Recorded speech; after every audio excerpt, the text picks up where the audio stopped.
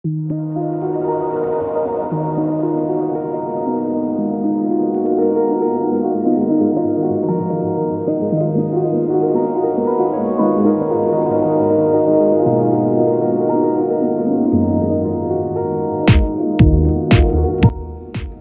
कास पठार पुण्यापासून फक्त 131 किलोमीटर आणि कोल्हापूरपासून 145 किलोमीटर असं या दोन पश्चिम महाराष्ट्रातल्या शहरांना जोडणारं मध्यवर्ती ठिकाण म्हणजे आपलं कास पठार. फुलांनी आता फुलायला लागलंय. वाट बघतोय आपण पाऊस थांबण्याची आणि थोडं ऊन पडण्याची.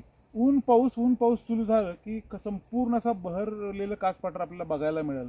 काही फुलं आलीत, अजून काही यायची आहेत, पण जो खरा बहर जो आहे तो ऊन पडल्यानंतरच येतो. कारण ती फुलं ती तारखेवरती नसतात, मुहूर्तावरती नसतात, तर निसर्ग जसा त्यांच्यावरती कृपा करेल, निसर्ग जसा त्यांना दिसेल त्या पद्धतीनं ती फुलं फुलत असतात. त्यामुळं यावर्षी खूप चांगली फुलं येणार आहेत. चांगलं पठार बहरणार आहे.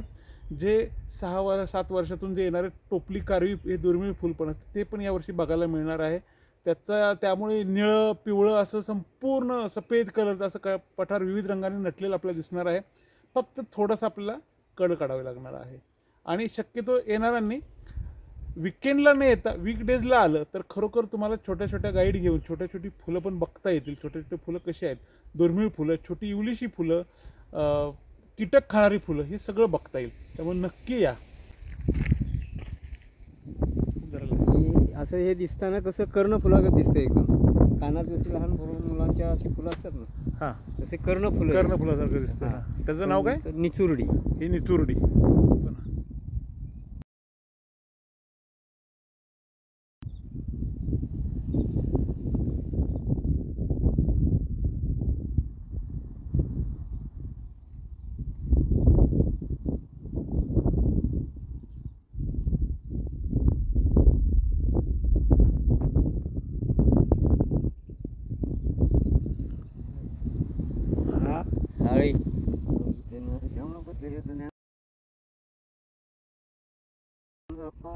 आमच्या मॉर्निंग वॉक कास पठारावरती आणि रामचंद्र आप्पा हे इथं वनरक्षक म्हणून काम करतात.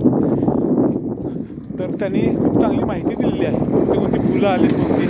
आपण जे एक फुल बघणार आहोत ते 7 वर्षातून एकदा येते. एकदा त्या ठिकाणी आलं टोपली कारवीला की ते 7 वर्षांनंतर येतं. 2016 साली आलं होतं आणि ते आत्ता या वेळेला आले. आप्पा दाखवतील आपलं ते फुल.